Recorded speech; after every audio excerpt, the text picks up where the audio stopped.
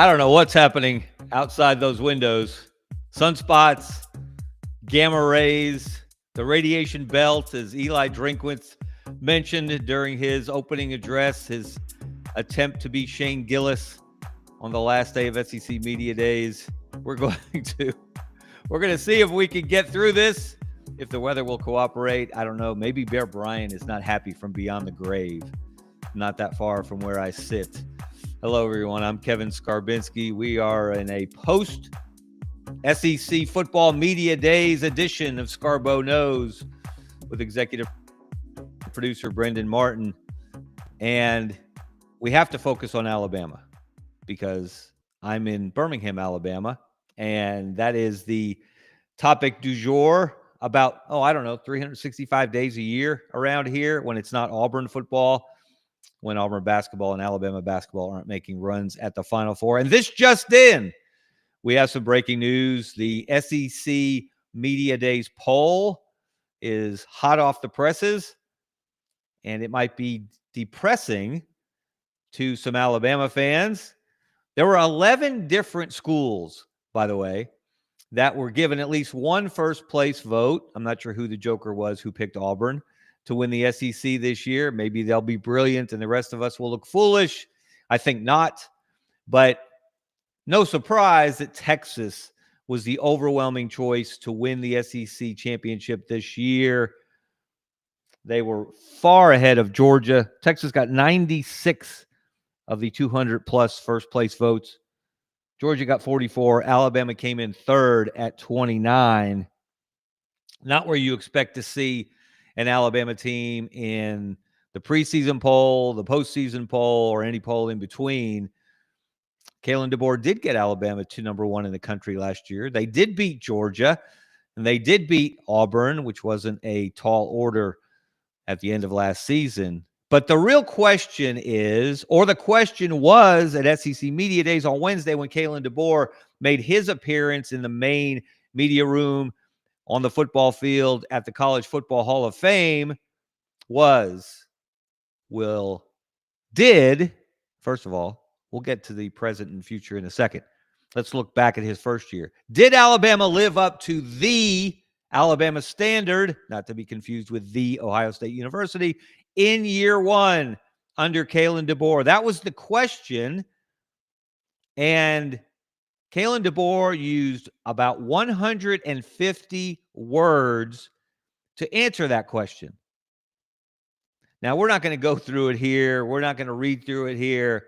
But the very thought that it took him 150 words to answer the question. Look, the real answer to the question, the first thing he said was, in which way? To which I would have said, in every possible way. Every conceivable way, Alabama failed to live up to the Bama standard in year one.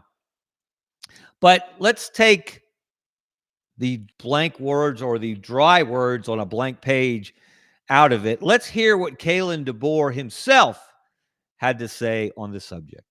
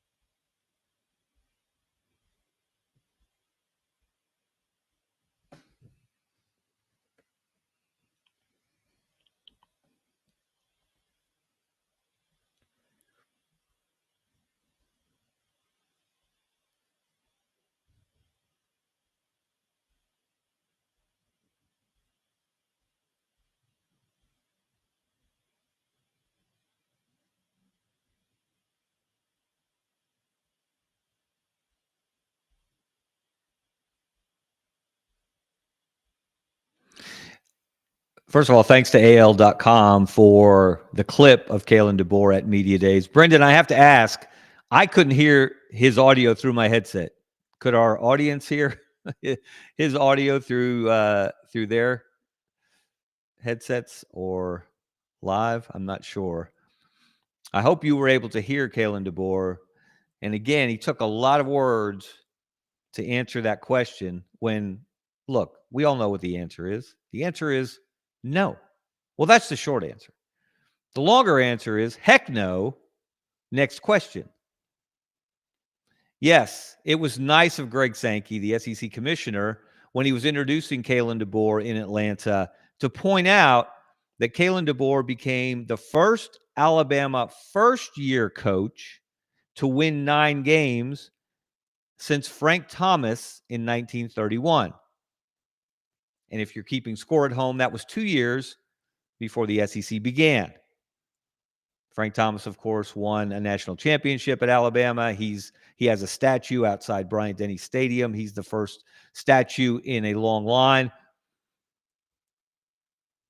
But he only won 9, and he went 9-1 in 1931.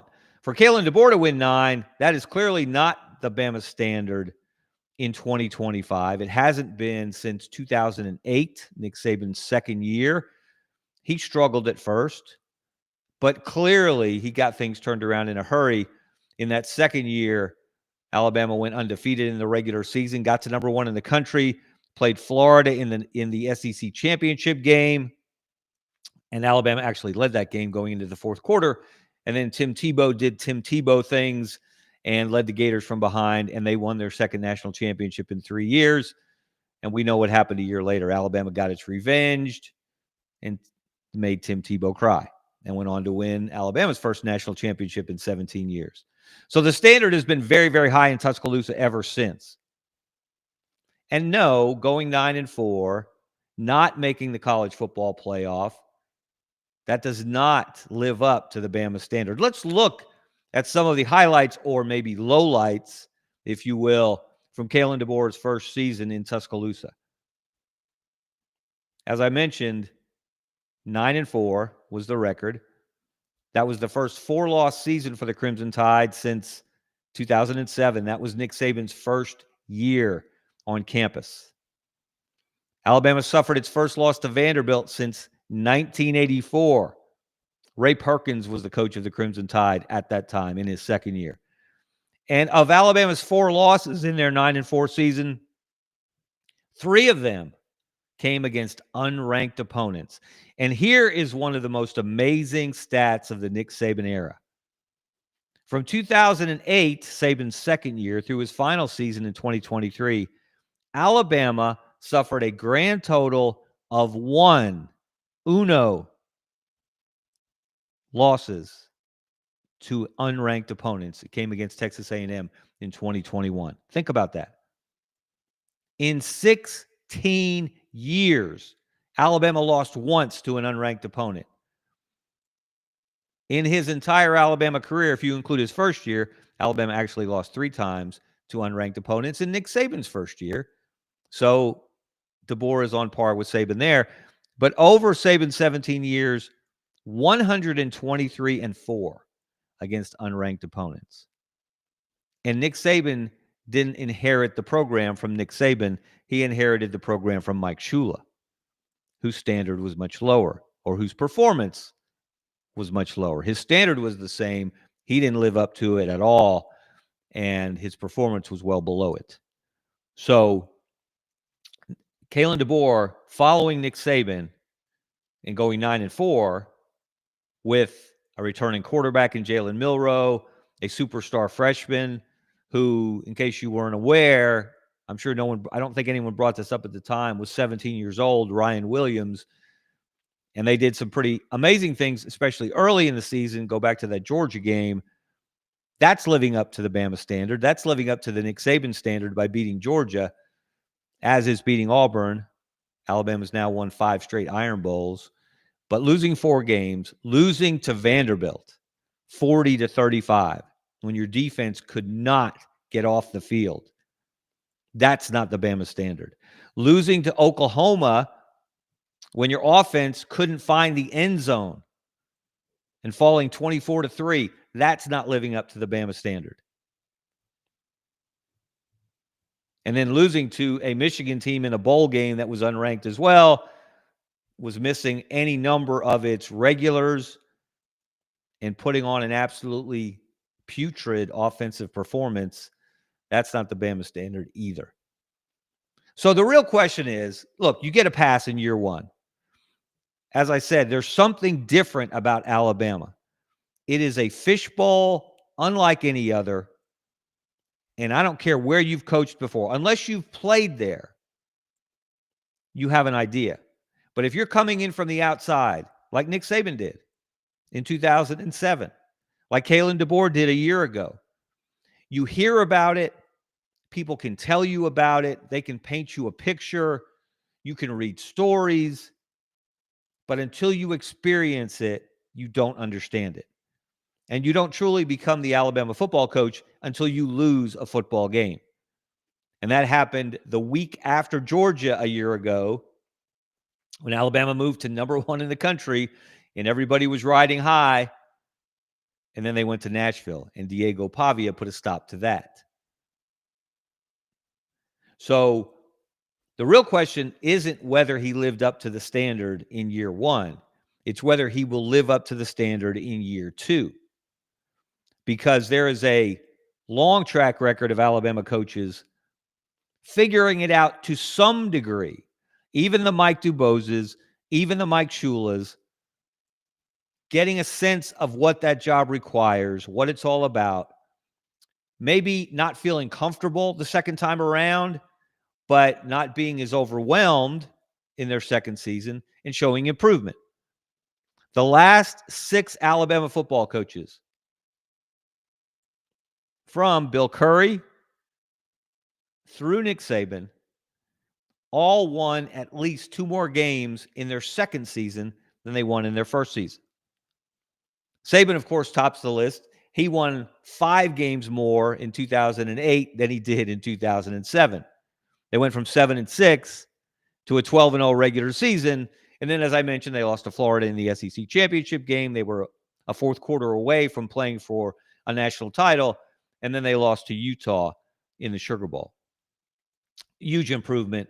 And that told us what was to come with Alabama under Nick Saban. Gene Stallings, who lost his first 3 games as the Alabama coach, which is not a prescription for a happy household or sleepful, restful nights. He went from 7 wins in his first season to 11 in his second year with the Crimson Tide. And he'd been there. He'd been an assistant coach there under Bear Bryant. So he knew what the territory was all about. And still, it took him time to get things figured out. But when he did, next thing you know, they're in the SEC championship game in year 3, and they win the national championship by embarrassing the University of Miami. So what is the standard for Kalen DeBoer this year? I think it's pretty clear. The minimum standard is going to be playoff. We heard Hugh Freeze talk about his belief. He said he truly believes, he doesn't just believe, he truly believes that Auburn is going to be in the playoff discussion. Note the distinction. He said playoff discussion. He didn't guarantee a playoff berth. He didn't say playoff or bust, which was wise of him, because it will be an upset if Auburn does reach the 12-team playoff this season. Won't be an upset if they improve their win total, if they actually have a winning season for the first time in 5 years, if they're more competitive, if they actually beat someone they're not supposed to beat, like a Georgia or an Alabama. But he didn't predict they will be a playoff team. But he did raise the bar. Bold move. We'll see if it works out for him. But Kalen DeBoer didn't say it. He did say they didn't live up to the standard last year because they didn't make the playoff. They were on the cusp. They were on the edge. They got bumped out by Clemson, kicking that last-second field goal, winning the ACC championship game, and earning an automatic berth. And then Alabama, being ranked behind SMU, gave the ACC 2 teams in and the SEC only 3. And Alabama was relegated to the ReliaQuest Bowl, where they didn't actually show up, not in spirit, and got beat by a mid-Michigan team. So this year for Kalen DeBoer, look, he's not on the hot seat. He's not going to be on the hot seat. He's not going to be fired if they don't make the playoff, unless there is a complete and utterly unpredictable implosion in Tuscaloosa, unless the stars align in the wrong way, unless sunspots blind Ryan Williams during games, unless Ty Simpson isn't what they think he's going to be. And by the way, isn't that interesting? Every time since the end of spring practice, since Ryan Grubb, the new offensive coordinator, who's reuniting with Kalen DeBoer, they were kind of a Batman and Robin duo earlier, and then Grubb took a detour. Rather than coming to Alabama last year, he couldn't refuse the Seattle Seahawks offer to be their offensive coordinator. That didn't work out so well. He was dismissed at the end of the NFL season, but that could turn out to be the best thing that ever happened to Alabama, because he and DeBoer, they just know each other. They understand each other. They work well together. They develop quarterbacks. They put together great game plans. They make great play calls in critical situations. They certainly did with Michael Penix at quarterback at Washington. But every time since Grubb announced at the end of spring practice that Ty Simpson would be the starting quarterback, and here comes the asterisk, if the season started today. And any time that Kalen DeBoer has been asked that question, up to and including SEC Media Days, he gave the same answer. Ty Simpson would be the starting quarterback if the season started today. The season doesn't start for another month.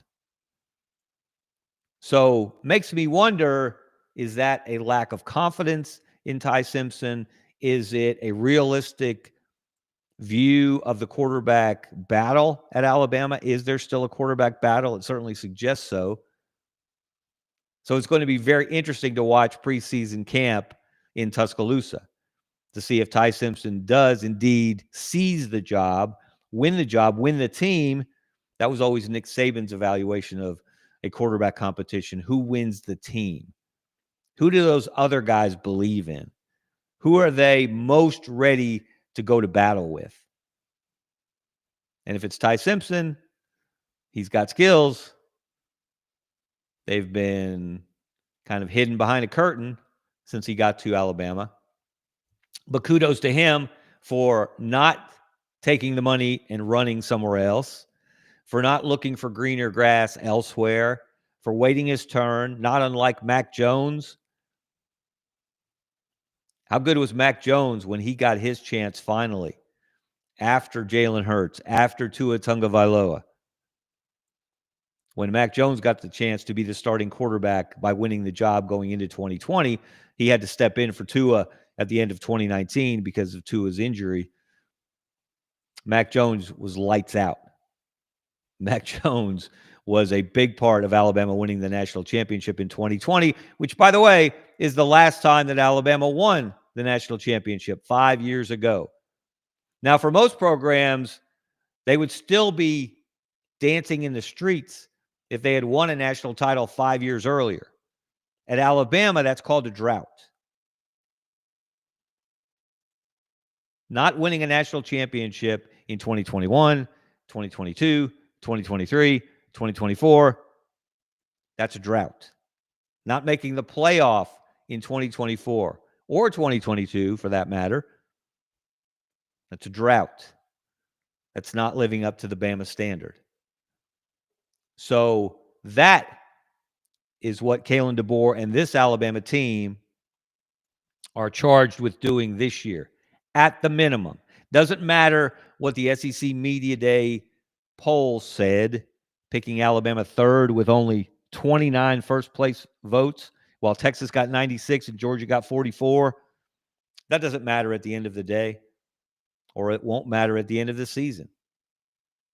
But let me leave you with a bright spot, a sunspot, if you will, some encouragement, and a reason to believe that this season will be much different than last season, that Alabama will not fall on its face against teams like Vanderbilt and Oklahoma, that Kalen DeBoer will figure it out, the way that every Alabama coach going back to Bill Curry figured it out at least in a better fashion in his second season. In his second years, and we forget sometimes, Kalen DeBoer, while he's been a head coach for a while, he has not been a coach in the football bowl subdivision for very long. At Fresno State in 2020, and there's an asterisk by this, that was the year of COVID. His team only played 6 games. They went 3-3. The next year, they went 9-3. So that's a 6-win improvement. Again, they didn't play the full complement of the schedule in 2020, but still, that's a nice leap forward. At Washington, in Kalen DeBoer's first year, he started out strong. They went 11-2. They got even better the next year. They went 14-1. They made the playoff. They reached the national championship game. They took out Steve Sarkisian and Texas in the national semifinals. And then they came up short in that national championship game. But again, Kalen DeBoer has while brief, while short, it is a track record of improvement in year 2. And that dovetails with Alabama coaches improving in year 2 by at least 2 wins. If Alabama wins 11 this year, they'll be in the playoff. Maybe they'll lose in the playoff. Maybe they'll lose their first playoff game. But if they win 11 games, they're going to be in the playoff. And that, more than getting back to the SEC championship game, where Nick Saban was a ridiculous 9-1 at Alabama. He was 2-0 there with LSU. The man has 11 SEC championships. 9 of those came at Alabama, and he was 9-1 in that championship game. And that only loss that we referenced earlier was in 2008 to Urban Meyer, Tim Tebow, and the Florida Gators. So this is the year for Kalen DeBoer to truly put a stamp on the Alabama program. And look, he's not going to do it by force of personality. As you heard in that clip, if you watched him at media days, if you've ever heard him speak in public, he is not the forceful, commanding presence that Nick Saban is. He's calm, collected, humble, down to earth, seems a little shy, doesn't necessarily inspire you to run through a brick wall when you hear him give a speech. But the man's won a lot of football games for a reason. And you don't do that at podiums at media days. It is interesting, though, that the coach that generated the greatest buzz at media days over the last week was not Kalen DeBoer, was not Hugh Freeze, although a lot of people talked about his playoff discussion prediction. It wasn't Eli Drinkwitz trying to be Shane Gillis and falling short. It wasn't Steve Sarkisian. It wasn't Mike Elko. It wasn't Billy Napier, again, who will not ever rank in the top 10 of dynamic speakers among college football coaches. The coach who made the most news, who got the most discussion, created the most buzz, wasn't even there. He's not even coaching in the league anymore. It was one Nicholas Saban. When Greg McElroy, former Alabama quarterback, the first Alabama quarterback under Nick Saban to preside over a national championship team, suggested, based on someone he had talked to, that Nick Saban is not done coaching. And then, of course, every coach that paraded to the podium for the first couple of days had to answer a question, what they thought. Lane Kiffin said, yeah, he's not done. Kirby Smart said, please. That's not even his decision. That's his wife, Miss Terry's decision. And if you're going to turn to a former Nick Saban assistant for insight into the boss, you're going to listen much more quickly to Kirby Smart than you will Lane Kiffin. And then the best source of all, Saban's daughter, Kristen, she went on Instagram, I believe, on her Instagram story yesterday, and basically threw water on the whole idea that her dad was going to return to coaching. said it's not happening. But the fact that the very rumor, the very suggestion, the very thought that Nick Saban, who's going to be 74 on Halloween, which means he would be 75 if he returned to coaching a year from now in the middle of the season, would return to a sideline, whether it's in college, whether it's in the NFL, whether it's in flag football at a local high school. It's kind of absurd. But with Nick Saban, I guess you never say never.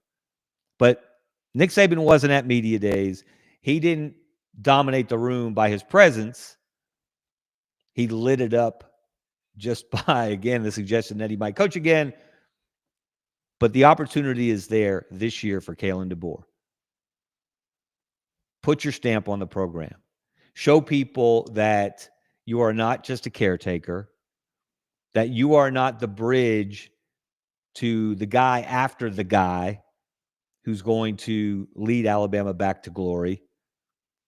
If Kalen DeBoer is the coach that Greg Byrne believes he is, and Byrne, of course, is the Alabama AD, who quickly focused on and hired Kalen DeBoer after Saban's retirement announcement a year ago.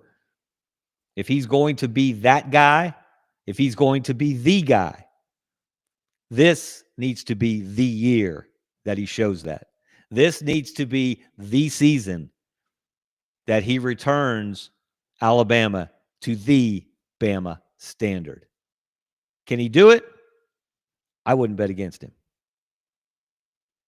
All right, that's going to do it for me, Kevin Scarbinsky, here on the SEC Sidelines Network. Make sure you turn into all the great shows on this network. Buddy Martin, Rob Brown, Lauren Meadows, et cetera, et cetera, et cetera. So many great shows, so much great insight, all pulled together by the best executive producer on the planet, Brendan Martin. Brendan, thank you for all your help today, especially dealing with this weather. I think we actually made it from start to finish. You guys have a great weekend. I'm Kevin Scarbinsky. Until next time, see ya.